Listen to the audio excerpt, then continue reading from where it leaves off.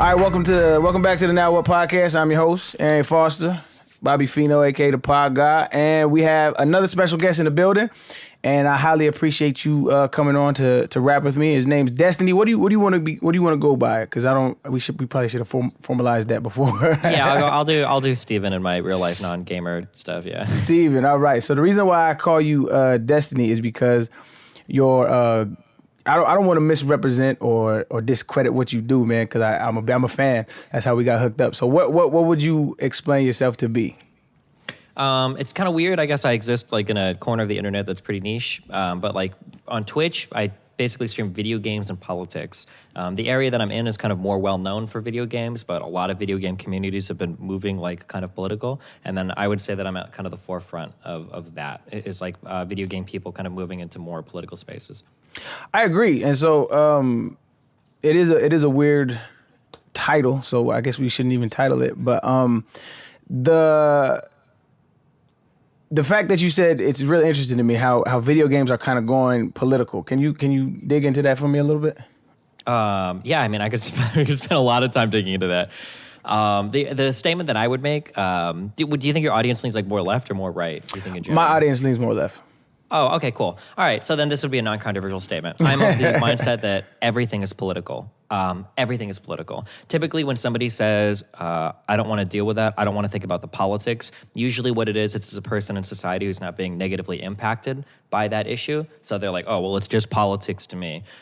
So video games, and really everything in culture is to some extent political. Mm-hmm. So for instance, if you've got a video game that has 5 female lead characters, people would say, oh, well, that's political because you're making it all women. And then if you've got a video game that's 5 male lead characters, people say, oh, well, that's not political. But it is. You're just kind of like reaffirming the status quo. So, I mean, media in general has always existed in this political space. You know, nothing exists in a vacuum. So I think that people starting to talk about politics more in the video game realm is just kind of a natural extension of everything we've been doing in society, where like everything is being talked about more in terms of like representation and media and all that. Yeah, no, I would agree. And it's a weird time we live in. It's kind of unprecedented in human history where everybody's connected to this thing, and it's this internet, and that is for me a beautiful thing, but also a very scary thing, because whereas before you can step outside and not really know what your neighbor feels or thinks, right? Whereas now it's you kind of have to pick a tribe almost, and that's kind of a scary place to be in. Like, wouldn't you say? Man.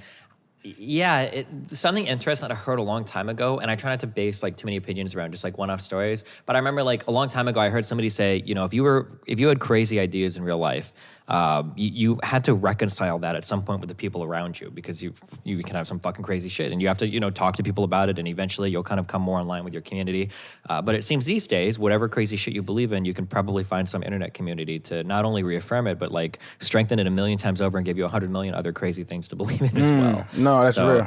Yeah, that's real, and it's part of kind of the ongoing theme of my podcast is like you got to care about why you think the way you think, and you have to have some kind of substrate and foundation to base your beliefs off of, or else you're going to fall into that echo chamber of whatever you feel is the correct thing. And that's part of what brought me to you is that the way you use like data and the way you use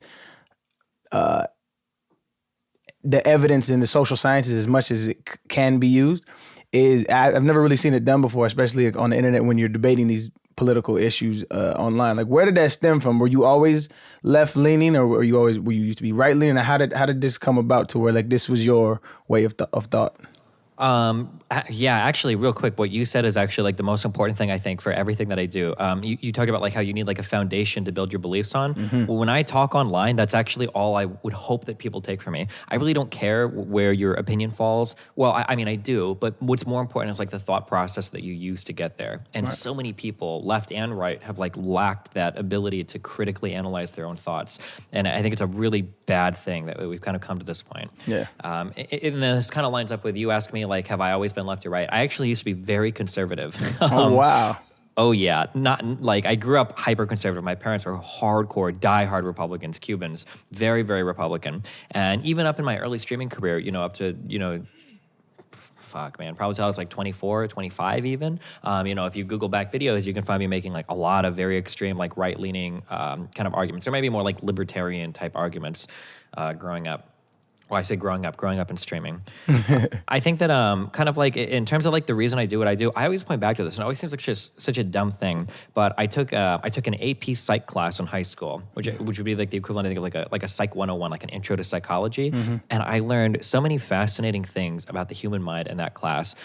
Basically, the underpinning of a lot of psychology is how absolutely unreliable you are as being able to evaluate information. Yes. Like you have so many different biases. You can see one thing and make sweeping generalizations. You selectively remember things. You might remember more good than bad. You might remember more bad than good. Just everything is so bad. And taking that class kind of like made me take a step back a lot in thoughts that I have. And it's like, well, hold on. Like, is this really something I believe, or am I like lying to myself right now? Am I being full of shit? So I think taking that class and then kind of like developing like a good level of introspection and kind of being able to like critically analyze my own thoughts has kind of given me the tools that I've needed, I think, to get to where I'm at today. Even if I wasn't always left-leaning and I was kind of right-leaning or very right-leaning early on. So was it something in general, but I agree wholeheartedly, and that was kind of similar to my process. Is like, yo, why do I think this way? Like, and it brought me to being like an atheist and all these other things, and every time like a news story hits or something like that, I'm always so reluctant to even jump on it, because I'm like, there's so many nuances I know are involved, so I don't even want to speak on it before I absolutely know, or at least have a good general understanding of what's going on. But was there anything that pulled you more to the left than anything else, or was it like a aha moment, or was it just like a gradual progression? There were so many small things. I think that I like to consider myself like a fairly intelligent person, but like even for me, like I learned through experience so much better than I could ever learn, I guess, reading, which bothers me. But like, yeah, there have been so many moments where like I kind of like experienced something and I'm like, oh wow, like this like dramatically changes my thoughts on a couple of issues. I mean, like one like often cited story that I use is I used to be oh man, fuck, there are so many like random tidbits like this. So okay, actually, I'll talk about this one. I always used to put forth the argument that it shouldn't matter if there is diversity in media, that if it's a good story or a good game or a good movie, you should like it no matter what. Like, just because you're black or a woman doesn't mean you need that character representing you in media. And that's actually something that I still feel that way. I've been to a lot of different countries. I've been surrounded by a lot of different types of people. And for me personally, I really don't care what the people look like. And I used to always think that every time I would make these arguments publicly, I used to think that most people were like that. But what I realized, there was actually the release of it was a FIFA game, I think. I don't remember which one, but the lead character in that game was Hispanic. And, the game was, they announced the game and I didn't care because, like I said, I don't care what the main character is. It's all cool for me. And then I saw people in these threads were going crazy. I think the third most upvoted comment was a person saying like, well, this is kind of weird. Like, I'm a white guy. How am I supposed to empathize playing like a Hispanic lead character? Wow. And I was like, wait, hold on. But we'd always said that didn't matter. Like, why does this matter now? And then I realized that, well, fuck, I'm a useful idiot basically for white people that are trying to say like, that are basically just trying to reaffirm the status quo, right? And I found that out about a lot of my arguments, that people kind of seemed like they cared about my arguments, but not really. It was just kind of like a convenient way to push the status quo, and people didn't really believe like in the underlying message of a lot of what I was saying. And as soon as the status quo got challenged, all of a sudden people were like, well, hold on, no, I don't believe in this idea anymore. It's like, oh, okay. No, that's so true. And you kind of see that reverberate throughout politics now. Like there's not like a real a baseline for everybody to. I mean, like a good example of that is when I used to think that political correctness was bullshit, and like you should just do what you feel and say what you feel because it's real, right? It's your genuine feelings. But what I found is like not everybody comes from the same place. Not everybody sees the world the same way. So all political correctness is it's just a foundation for everybody to agree upon. Okay, like let's be civil, let's be kind. Like that's all political correctness is, and that totally kind of changed my mind on that. Yeah, or even like I don't even like the term political correctness because it sounds like very contrived. Yeah, like I mean, like just don't be an asshole to somebody if you don't need to be. Like especially for reasons that are like outside of their control. There's nothing like PC about me not like disparaging some random person because of some trait or quality that they have no control over. Super, man. So. It's a slight topic. I want to get back into politics, but it kind of involved in that. whenever you game and you're streaming, I mean, I only watch YouTube. I don't have a Twitch, and I think, is that your bigger platform? Is Twitch your bigger platform? Oh yeah, for sure. Well, I'm not sure anymore, but yeah, they're both really big. I'm more big on Twitch than I am on YouTube. Yeah. Got you. But when you do, you're the majority of the time you're playing a video game while you're talking and having these deep and heavy substantive conversations. Like how do you do that? One, and two, is that like because like I play Fortnite a little bit, like every now and then just to pass some time, and I'll listen to some videos, but there's no way I can engage in like a conversation. Like is that like a talent? Like I don't. I mean, like, it looks really impressive. The analogy that I kind of give is like walking is actually so insanely difficult to do. There is like a ton of coordination in your body that goes between you like taking a step, falling forward, catching yourself. There's like it's a very complicated like movement, but we do it because we've done it like a million times. Oftentimes people will see me like blazing through games or whatever, and they kind of think like, oh wow, like he's multitasking so well. But in reality, whatever I'm playing in the background is just kind of on autopilot. Like I mean, I play games all the time, so I'm kind of used to doing it and running around and either shooting people or playing StarCraft or whatever. So I'm just not really thinking about it that much. So it seems impressive, but it's a game that I've played for hundreds of hours, so I just don't have to think much about it. Yeah. That makes a lot of sense. So what game is it actually that you're playing? Right now I'm doing Apex Legends and League of Legends. Yeah. Apex, that's a shooting one?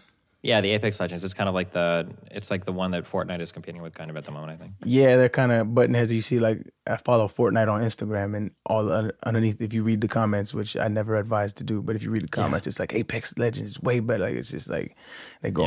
Have you ever tried, like, do you like first person shooter games? Like Fortnite isn't your style? Unfortunately, my background is the style of game is called RTS, for real time strategy. So I don't know if you've ever heard of games like Command and Conquer or Age of Empires or StarCraft or Warcraft. Basically, it's like, go ahead. I was gonna say I've heard of StarCraft, but these I feel like are like real gamers, like when they have like the computer set up and there's like 3 screens and like something like that. Yeah, I've never really even delved into those, but I heard, like, I mean, what I've read up on them is like they're really like high IQ games. And so, I mean, people that play them would like to think that, yeah. I don't know if it's what I do is necessarily higher IQ than someone else, but like, yeah, but like basically they're kind of like strategy games. You look top down and you like control units and shit. But those used to be kind of like way more popular than they are now. So now I play FPS, but that's not what my background is in. So. Got you. Yeah, I've never really gotten into. I've never really sat in front of a computer like that. I'm more of a do other things kind of guy. But that's kind of a great segue, man. One of the intriguing things that I found about, or one of the intriguing like debates that I found you engaged in a lot was this IQ debate, right? Oh man, yeah. No, it's tough, right? So, it's not. What I realized is it's not really mainstream. It's kind of an undercurrent on the internet. Well, I would say on it in internet forums and stuff, it's kind of known, but like to the mainstream, it's not really. It's not. I mean, you say it's unknown, but I wonder sometimes if it's there a lot more, but it's just like kind of an under thing that people aren't like, you know. I think it's see. When you play with definitions when you're talking, like, so when I talk to people, like, I think being prejudiced is kind of a healthy thing, but I think when you're racist, that's when it becomes a problem. And I think the racist element that's the issue is the superiority complex. And I think a lot of people in this country carry a superiority complex with them, and that shit right there is a part of it. So for my listeners that don't really understand the race IQ debate that's going on, can you kind of break it down, like basically what the main points and issues are? Sure. So without getting into it too much, basically science has had a long history, racist people have had a long history of kind of using science to justify these like innate differences between people of different skin colors. It used to be called phrenology. People used to talk about like the indents in the skull. I think in Django, Leonardo DiCaprio's character, right, like makes references to that. And the new trend today is something called firstly, people today are much more sophisticated on the internet with how they use language. They'll never say racial superiority, or they'll never say they're like racist or whatever. The phrase that they use is race realism. And they'll often appeal to it in very innocuous ways. They'll say something like, oh, well, for a race realist, we just acknowledge that there are differences between races of people. For instance, you can see the difference between an Asian and an African American and a European or whatever, right? They'll say things like this. But usually what they're getting at, and the main thing that people are concerned with, is that aspects of our culture and our intelligence are deeply rooted in our genetic ancestry. So, for instance, they would say that white Europeans are much more intelligent and more capable of like peaceful like activities than say like people like black people from Africa, who they would like people talk about like having the warrior gene or being like intrinsically less intelligent just by virtue of your DNA or whatever. And that's usually like race realists will never acknowledge that like on its head. In fact, they'll even often say something like, well, actually, we don't think white people are most intelligent. We think Asian people are even more intelligent than white people. Yeah, right? that's the caveat. They love to. Yeah. They usually try to have like outs like that, but then they'll bring it back and say, well, white people have higher creative IQ, so they still get to be on top. But yeah, that's basically what the race realist kind of thing is. And it's being pushed in a lot of corners of the internet right now. Yeah, when I first heard it and I started looking at, because if I don't, I guess I didn't really have a foundational understanding of conservative internet, right? I didn't really understand what it was and what its agenda was. And so when I first heard it, I was like, damn, this must be coming from somewhere. So like, let me try to find the source. And when you start kind of digging into the sources, and they always use that, what's that book they always use? The Bell Curve? Bell by Charles curve. Murray? The bell curve. They always use the bell curve. And so I looked into that, and I looked into the counter arguments and all of that. And it's really, to me, it's the reason why you have staunch, and everybody has their own beliefs and opinions. I'm not saying all political issues, but it's why you have like a lot of like an uprising of black conservatism. It's kind of, they're using, like you said, jaded science in order to make a really bad point. And my issue with it is, and I think you have this issue too, you run into a lot, is it's hard to argue with people without a logical foundation. Like if we can't agree on like certain axioms of an issue, then there's no way I can walk you to why it's illogical that you're thinking that way. How do you think that can be remedied in this society, especially when people live inside of their echo chamber? Yeah. Oh man, I just I tweeted and read an article like 2 days ago by a guy, I think Sean Illing. It was a very interesting article. The name of the article is Why Conspiracy Theories Are Getting More Absurd and Harder to Refute.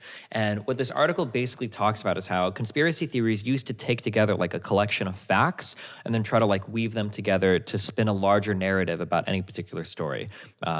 And one of the things about conspiracy theories today is oftentimes they're just like, they're totally out there with like no factual basis whatsoever.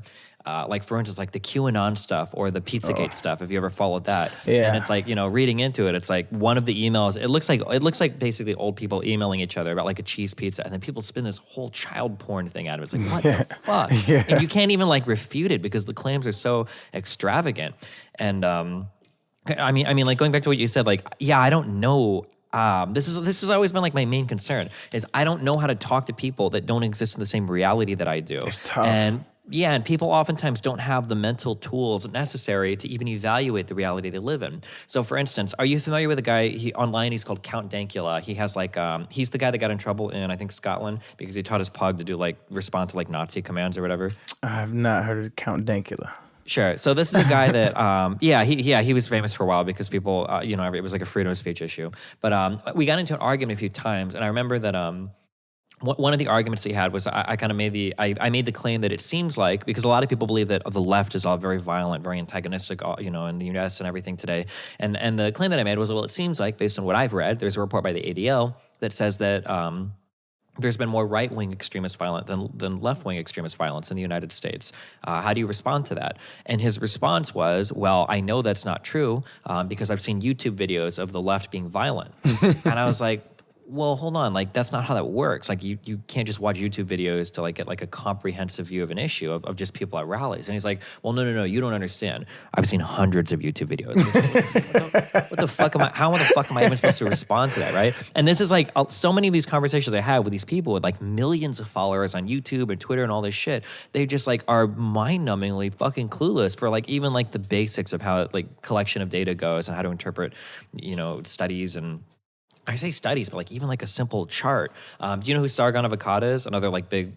Unfortunately, yeah. Yeah. So like this was a guy, I swear to God, we had like an hour argument over this one graph. And it had to do with it was the median income of a single black person versus the median income of a black family. And there was I think it was like a $12,000 difference. And Sargon said for black people to fix all of their problems in the US, all of them just need to get married to each other so they'll make more money. and like, yeah. And I was like, well, hold on. Like the chart doesn't say that, right? Like just because married people make more money than single people doesn't necessarily mean becoming married will make you wealthier. Kind of like how wealthy people are more likely to have an investment account. If a poor person goes and opens an investment account, they're not all of a sudden going to become wealthy, right. But it's more like wealthy people tend to do this thing, which is true of marriage as well. Usually when you're more financially stable, when you're more wealthy, you tend to get married.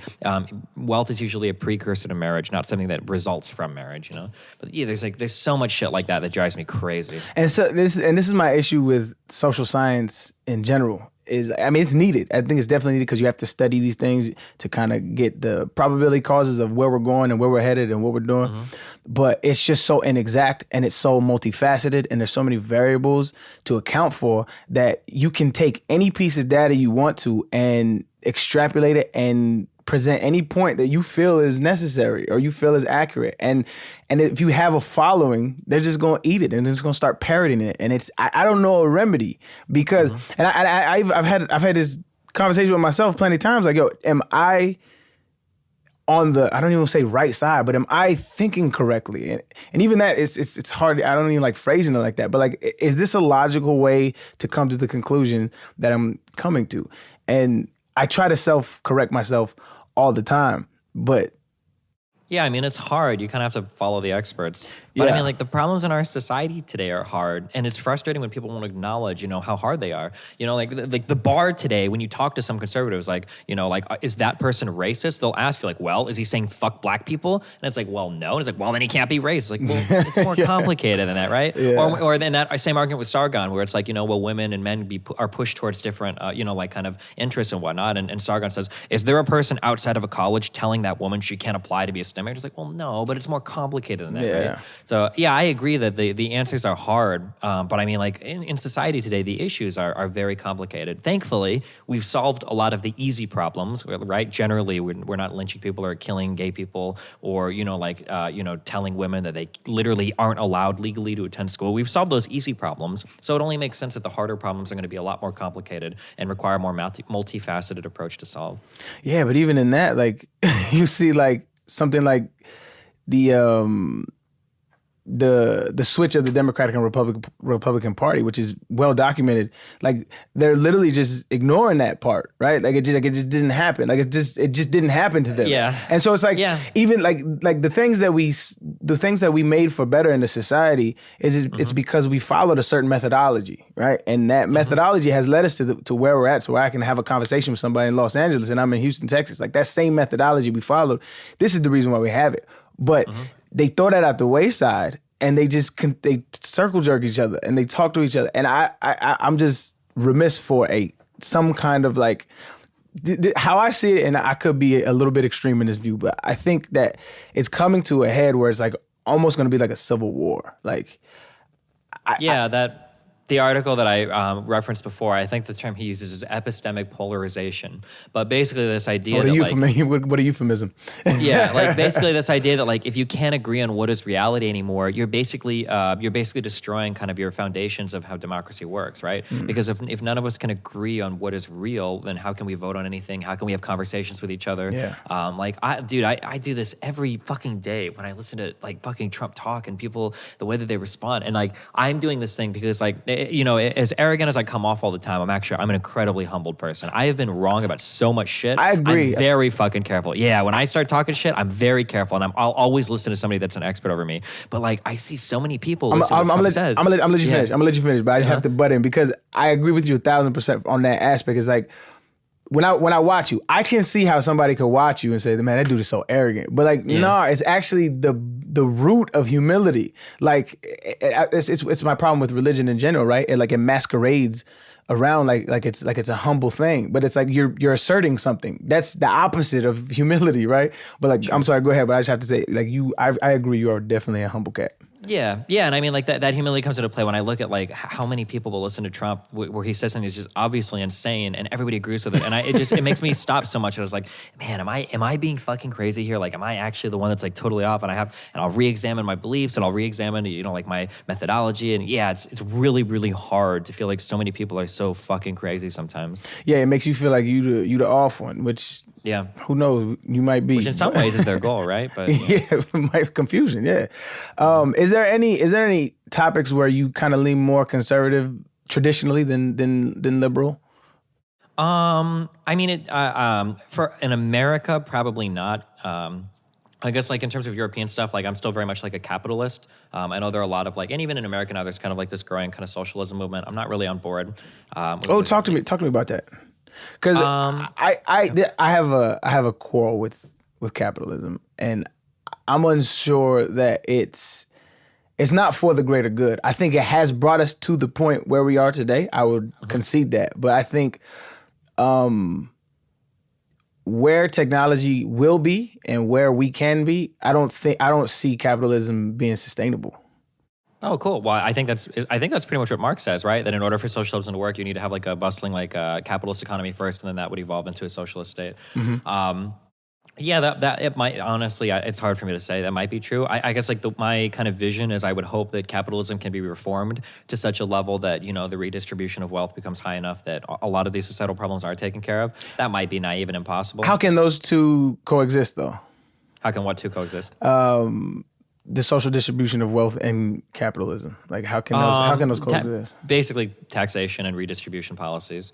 So for instance, like if you're like a huge company or whatever, and you're making like a fuck ton of money, right. Like you should probably be paying for like healthcare, people's education in the United States, like stuff like that. But I mean, we can't even get most people in the U.S. to agree with like that this is even like a fucking problem. Like it's mind blowing to me that these like people who are pro Trump will be championing his tax cuts on Twitter, and like I pay more in taxes than these people make as an annual salary, and they're happy that I'm getting a tax cut. And it's like, what is wrong with you? Like, why are you're fucking yourself so hard? Because they don't. Nobody cares. They just they pick the team and they're rooting. Yeah. And even more so, they don't care. They just don't know. A lot of people are just like totally clueless. Like, yeah. What is your stance on? Because one thing I'm kind of conservative on. I don't want to say conservative. I hate that term, but is abortion, right? Abortion to me is a big. I don't want to put you in a hot seat, but like I really value your ideologies. But so how I view abortion is I would say I'm liberal in the sense that I'm definitely pro-choice, but I don't concede that it's like I don't concede the fact that it probably isn't maybe killing a probable life. Like it's hard for me to part ways with that because one, scientifically we don't understand where life begins. I mean, we don't really 100% understand what life is, but I can't intellectually defend a liberal. I just know I'll never be in that position because I don't get pregnant. So I don't feel right telling somebody else what to do. So that's where I'm at with it. But I can't intellectually defend a liberal stance on that. Damn. Yeah, this is really boring because I'm actually the exact same. Okay. So, one thing, so from a policy position, I would always be pro-choice, because it's such a hard issue to debate on either side. I would be uncomfortable telling like other people like you have to follow like my moral prescription on this. Right. My goal is to like I want to eliminate as much abortion as possible. My way to do it is via like I think you should have like access to contraception. Like that should be like a no-brainer. Like especially for poor communities, you should have to pay for it. And stuff like that would be and like sex education at school and whatnot. One thing that I think is important to note, without diving into the whole debate, the idea of like what life is or what a human life is or when life begins, these questions, as much as it triggers people to think about it, these are 100% philosophical questions. Science can never answer any of these questions. We could try to point to like when brain waves start, but like why does that make you human? That's a philosophical question. Science will never say like this is when something is worthy of being protected or this is when something gets life or whatever. Yeah. Do you think that's because we don't understand what consciousness is? Cause I feel to some extent. Because I feel like if we understand what consciousness is, we'll understand a little bit better what makes us human. A little bit, yeah. But then like the question is, why would you value consciousness as a thing that makes you worth protecting? which is a philosophical question. You can never get these moral statements. The Sam Harris fans out there are going to be triggered if they're here, but you never get these moral statements from science. Science doesn't answer questions like that. It can't. You know, I would definitely agree. So, I mean, so in that sense, what do you feel about eating meat? I mean, how deep do we want to go into this? We here to go deep, dog.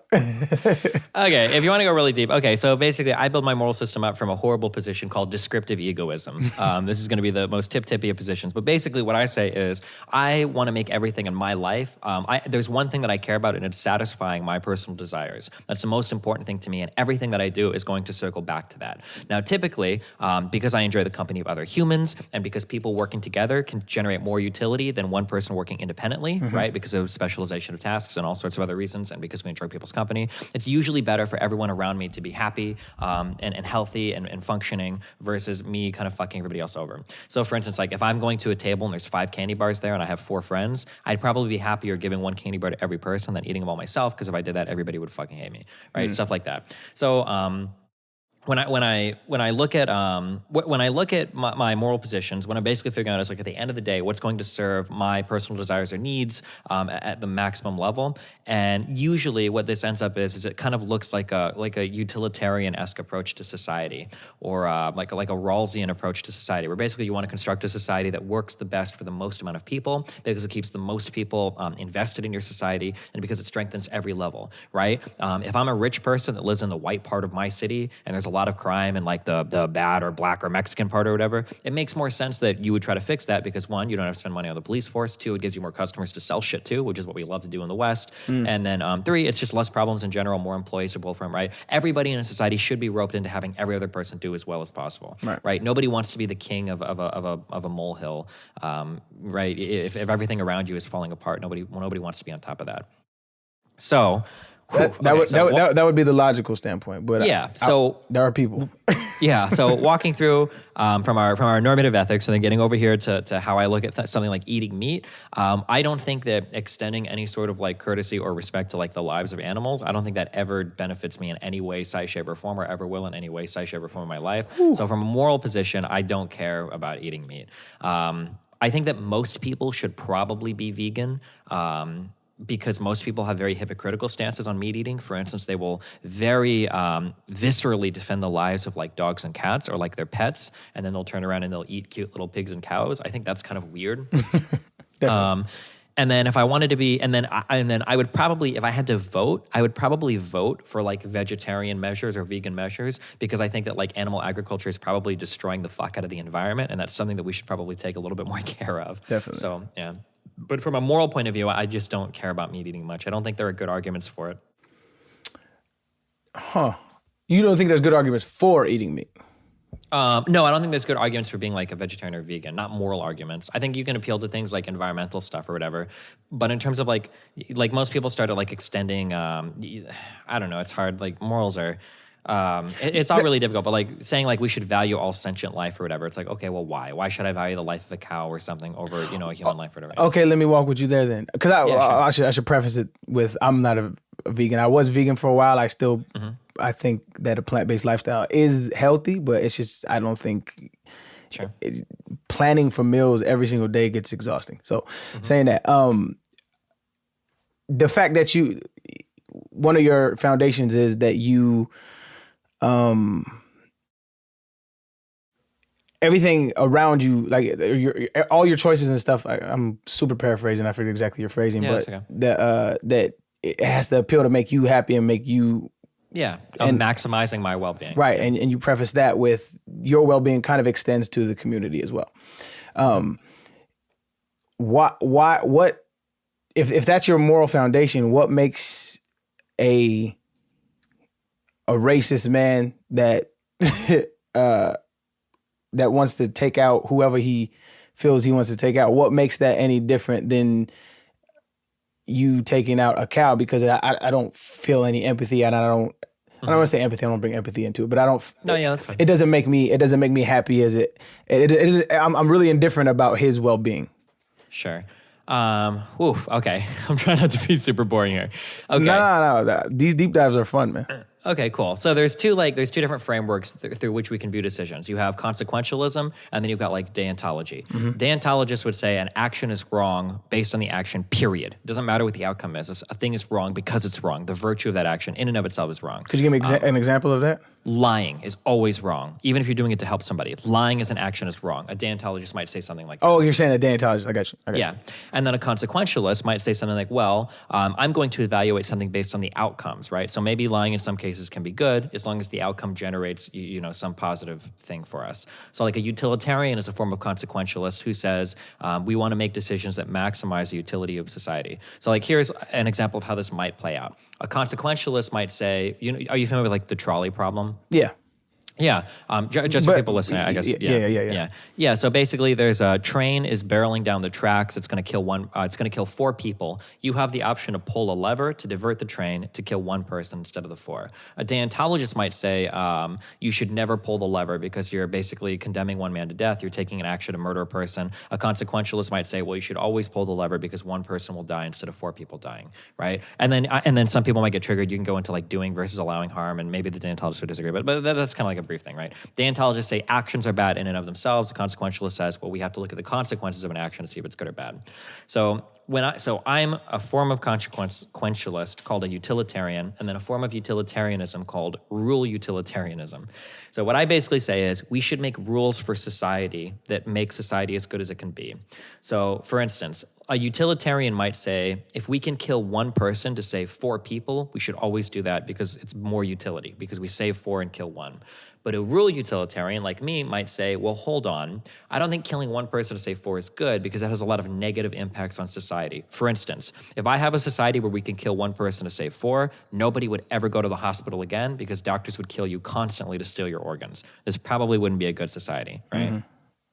So when it comes to things like race realism or people that are racist, one of my problems here is when I'm constructing rules for a society, I'm going to make a society that follows rules so I believe that all of us have the capability to follow logical statements and all of us can follow, like reason to get to good conclusions. I want to construct a society that is as morally consistent as possible or absolutely consistent. And one of the problems that I have with a lot of racist thought is it is wildly inconsistent and horribly indefensible. So here's an example of this. Let's say I want to join a white ethno state, okay? Whatever the fuck white means today, okay? So I join a white ethno state, and I'm basically saying, well, by virtue of my whiteness, being half Cuban, by virtue of my whiteness, I'm going to exclude some number of people from society. Well, why? Well, because I've arbitrarily chosen whiteness as the thing that I decide is like, that's my value that I want to do. Well, if I do that, let's say, 50 years from now, let's say people are like, okay, well, we want to get rid of everybody with blue eyes, or we want to get rid of everybody with brown hair. And I'm like, well, hold on, wait, I don't like that. I kind of don't have a good, reasonable defense for my position, right? Because I've already said that it's okay to cut some people out by virtue of a physical trait. If anybody wants to choose another physical trait, I really don't have a good logical defense for that. I'd have to be inconsistent in my position there. That's like one of like a million different reasons why I don't think that my position should ever lead you to like race realism or being racist. Also the fact that like having like lots of people all invested, like we have like worldwide problems that we face today, whether it's trade with China, whether it's climate change, whether it's stuff related to energy, like we have all these problems. It just makes more sense to have everybody kind of roped in to working together to fix it than to try to like kind of like push everybody out and like make our little walled gardens again. So you lost me where we were tying that to why. First of all, I love the fact that this is why I love your channel, is because like if somebody says something to you, it's not surface level. Like, and if you want to go deep, you have to unpack all of this stuff because you got there from a certain reason or for a certain reason. But you lost me because, and I could be totally off here, but was the reason why you don't value all sentient life the same. I didn't catch you unpacked. I don't think that anything ever bad is going to happen because we eat animals ever. I don't think that like animals are going to rise up and like conquer us. Or, like, so I guess the subjective term there is bad, right? Yeah, well, when I say bad, I mean like harm to me. Like they're never gonna rise up and like kill me or steal my shit or have a revolution or whatever. Got you. Okay. That makes sense. I understand why you got there. I don't think it's a you just don't value all sentient in life. Yeah, yeah. That's interesting. Sure. So like, some people do, some people don't. No. I'm not saying you're right or wrong. It's just interesting to dig into. So like, say the case like back in the day when Michael Vick was hanging dogs or whatever the case may be. I didn't even dig into the case like that. But so do you think that was morally wrong? You're just like No, I don't care. I think people are crazy about shit like that. I just like. This is why I say most people should be vegan. For one person to talk out one side of their mouth and talk about how much they love dogs and kitties and they think that stuff is horrible, and then they're like chowing down on burgers, on poultry, on like on pork. Like, I mean, you gotta pick. Like, people got mad over Cecil the lion, but I mean, like, cows are stand up all day being injected with hormones and shit so that they constantly produce milk, and then when they're executed and like a lot of these animals live in shitty conditions and all that, and then you talk about how sad it is that dogs use to fight. Like, I don't know. I don't like it. I think you need to pick a stronger side there. No, I'm with you. I like the consistency, man. That's why I like you for sure, man. Is there anything that you're unsure about that where you're like, I don't really know how I feel about this? The abortion one is really hard. And the vegan one, these are the two ones that I hate talking about on my channel, usually because people bring up arguments that we've been through a million times before. Right. But veganism and abortion, they get to these very meta-ethical, epistemic areas where it's very fucking hard to have like a real conversation or like a conversation that a human is even capable of having. Right. Like abortion, if I have an abortion debate with somebody else that like knows more about me than philosophy or whatever, this is going to end up going back to like why do you value life? And these are things that I don't even know if these questions can be answered. Like some of my abortion debates get into like and it just leads you to uncomfortable territory. So, for instance, a fetus is not conscious. So why shouldn't you be able to kill something that's not conscious? It's not like it knows any different, right? And that's true. A fetus doesn't have a concept of itself, and it's not conscious. So, I mean, like, should you be able to kill it? I mean, that seems like a reasonable answer, sure. However, if you were to kill a sleeping person, they really wouldn't know either. If somebody were to walk into your house and kill you instantaneously at night, you would never know the difference either. And like it leads you down to like a lot of weird roads like that, and it's like even thinking about it, it's like fuck yeah, that's like really weird. It's a little uncomfortable. Like I don't know. They all boil back, or like like do we value all sentient life? Like I mean, yeah, should we? Do we need to? Like what does sentience even mean? It boils back into these like very very difficult to understand, or maybe even incomprehensible by virtue of us being humans. We don't even understand these things or can understand them. So those are probably the two ones that are like really difficult. Veganism and abortion, just because they get back into those very, very fundamental things that I'm just not well read enough to like have a good conversation about. For sure, and ironically, I brought them both up. You're welcome. Actually, if you watch the fucking comments, if this gets posted on YouTube, where do you normally post these? Well, we're moving subscriptions, so we're gonna go in a place called Luminary.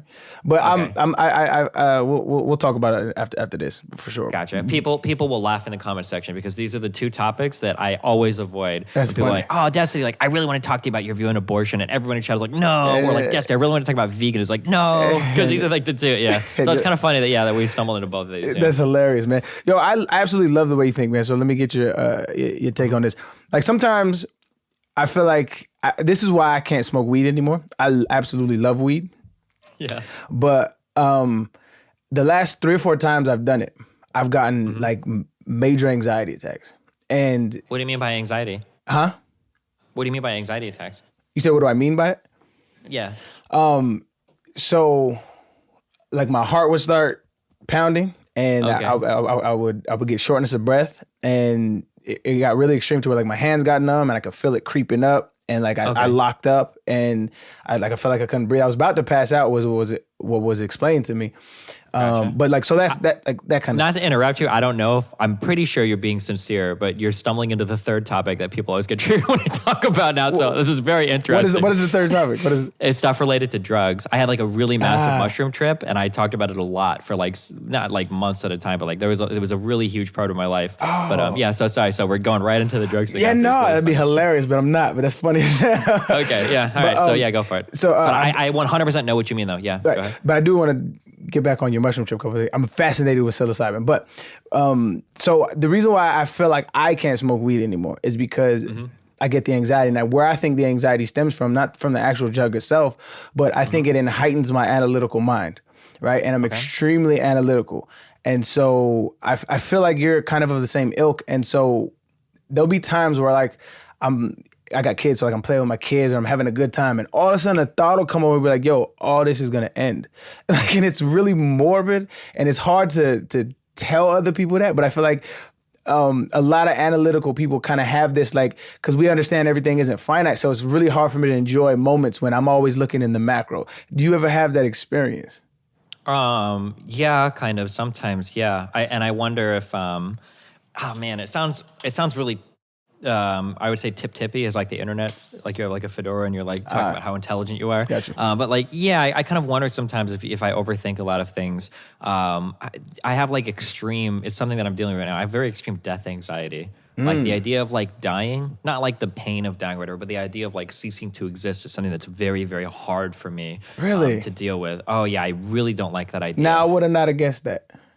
You what? I would have not guessed that you would have had, because I know the people that usually are like don't have this same kind of train of thought usually, and I hate typecasting, but like say for me, I feel like we're kind of like minded, and I'm kind of the exact opposite. It's not I don't want to die, but I think that to me it's like this super beautiful thing about life. It's like one day I'm not gonna be here, so like everything is that much more valuable. But I know you understand agree it's that, valuable, but I guess I just had so much fun living, I don't want it to end. I The hear idea you. of it ending. And the idea of that permanence is like, oof. There's just like a lot of like really uncomfortable thoughts. Like when you go to sleep, for instance, right, and then you wake up and you don't have a dream, like that passage of time is totally unknown by you. Like you close your eyes and you open them and like you're awake to the next day. And the idea of like doing that into like in eternity is like, it's obviously, I can't think of it. It's unfathomable to a human to think about it.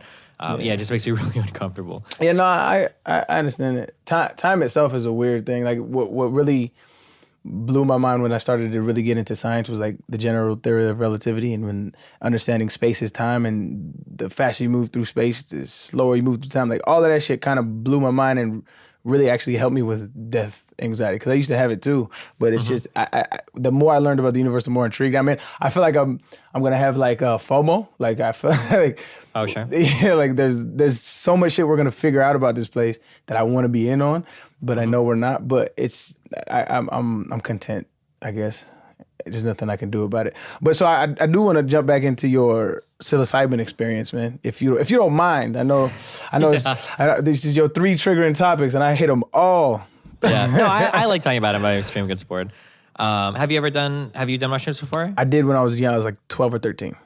Oh, holy shit. Yeah, I grew up in Albuquerque, New Mexico, and anybody that knows anybody that place it's a heavy drug infested area. It's a cool place to live, but like when you're growing up, there's nothing to do as kids, and so we got into a lot of trouble, man. And so like my drugs experience happened really early, but I think was for the better.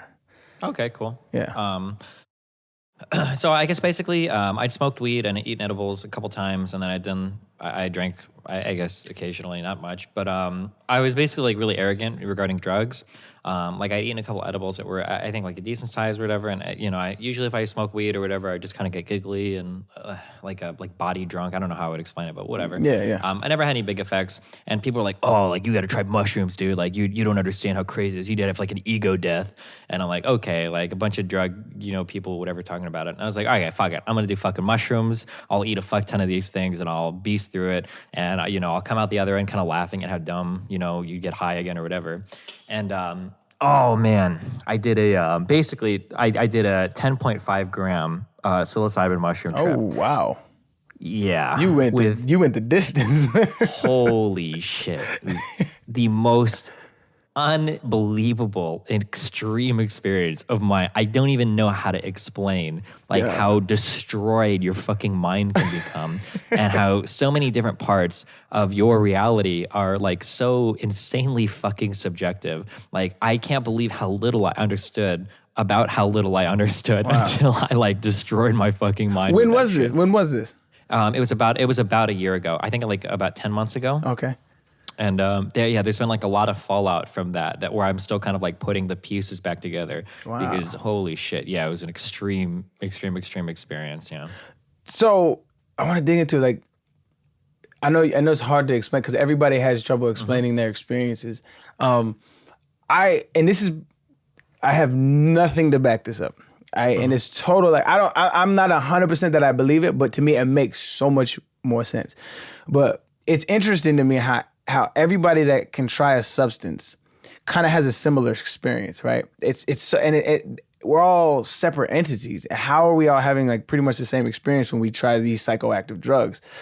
It's something that I've pondered over many times, but that's kind of what I think happens when we die. I'm unsure if that's the case. Like, I don't know, but like if I was to put a guess on it, I don't think it's like eternal nothingness. Here's like a mindfucky thing that a year ago I would have not really entertained this topic, but now I've thought about it recently. It actually really bothers me. Are you familiar with DMT? Yes. Yeah. So you're familiar with the idea that like when we die, we release a ton of DMT in our brain, I guess? Yes. So under psychedelic substances, time passes unbelievably slowly. So like on my mushroom trip, I felt like I was living like months, lifetimes on this couch. Like, and it was 6 hours. Like I remember that I would pick up my phone and it would say like 9:56 and I would put it down. And I felt like I would watch these people in this room like live a lifetime. I would have all these experiences. I would get stuck in these crazy thought loops and I would pick up my phone and like 1 minute had passed. Unbelievable. That's yeah. wild. And I had this fear that like, even though I knew my trip was only 6 hours long, I was worried that time would extend like infinitely before I would ever hit that point. Right?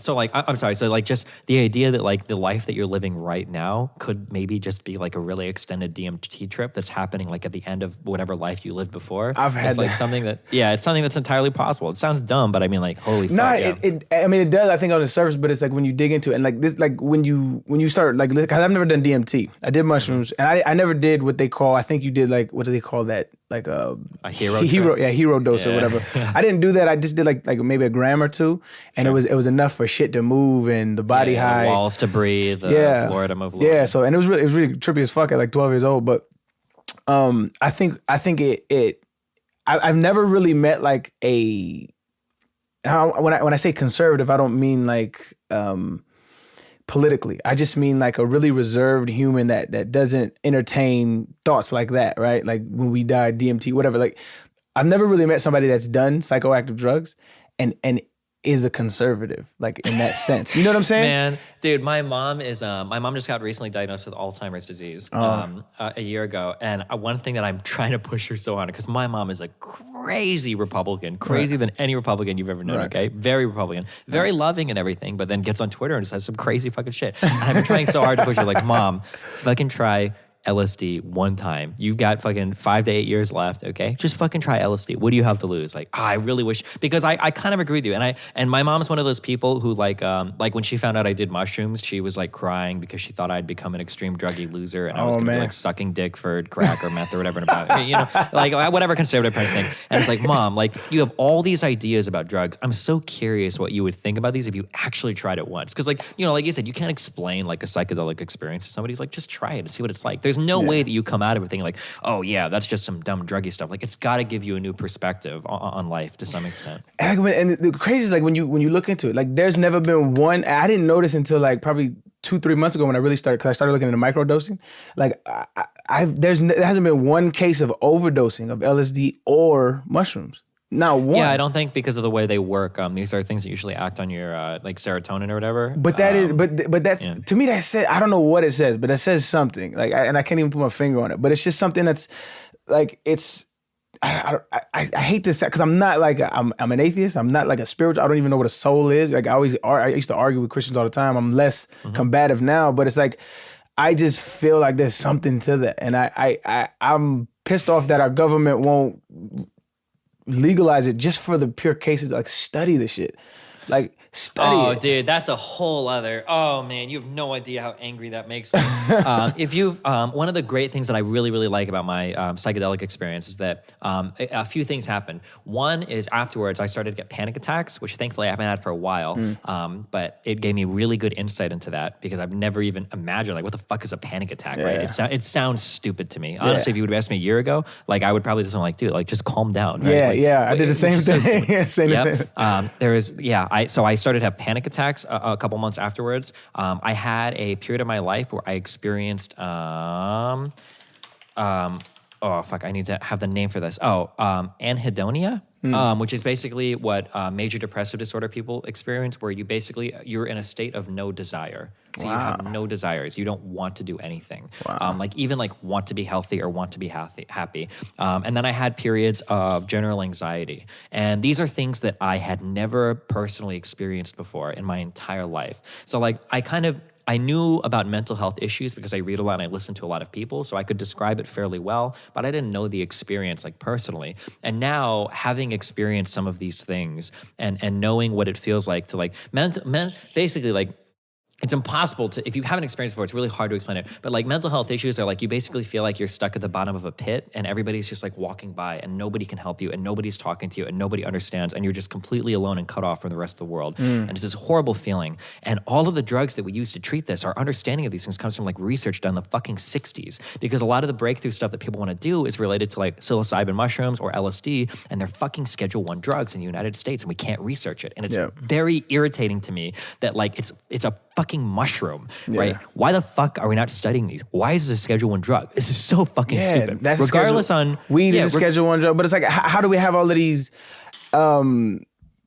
pseudo usages for therapy for people, right? But why is it even Schedule I? Schedule I means no approved medical use. Like what the fuck? It makes no sense. It's just these old ass conservative. Yep. Yeah. Did you see the video a couple months ago where the fucking police officers are going through, this guy has like stage 4 pancreatic cancer and they're in this dude's fucking hospital room looking for like THC, like cannabis oil capsules or whatever. That's It's so like, gross. dude, like what the fuck is wrong with you? so Like, gross, come on. Man. And see, that shit makes me so upset. It's annoying, but that's why I feel like people like you are so important, because like public intellectuals are gonna be the standard, right? And you're, I think, at the forefront of that on the in some communities, on the correct side. I hate saying the correct side, but hey man, I appreciate the time, man. I feel like we could go on for a couple hours, but I've already robbed you of one, man. So I highly appreciate you coming on, man. I'm extremely like-minded, but more so I'm just appreciative of the work that you do, as far as just trying to push what you feel to be is the truth, and whether it agrees with you or not, man. So I appreciate what you do, man. Yeah, I really appreciate you for having me on. Just a shout out based on what we were talking before. If you want to do any kind of drug usage, especially psychedelics, you should be very responsible. Do a lot of research beforehand. There's a lot of, I think Psych Substance on YouTube talks about like testing LSD kits and everything. You want to do a lot of reading before you like dive into any of that stuff. That's just my responsible drug usage shout out. No, for sure. For sure. Yeah, but I mean, thanks a lot for having me on. I really appreciate what you do. Have you ever heard of Sean Carroll? The scientist? Physicist, yeah. Yeah, he reminds me of your explanation for why you do this program is actually the same as his. He was a physicist, but he really wanted to talk to a lot of like other people and branch out, and he did a podcast to do it. And it sounds like you're doing the same thing, which is really cool. I actually read his book. No, that was Brian Greene. I'm sorry. That was Brian Greene. Yeah. But I follow Sean Carroll. But yeah, I appreciate it, man. I feel like my viewers are going to appreciate this conversation. And so we end the podcast the same way every time, man. So everybody from Snoop Dogg to a NASA astronaut to my mother was my very first guest. I'm trying to get Jim Carrey on the podcast, and he says a lot of wild shit.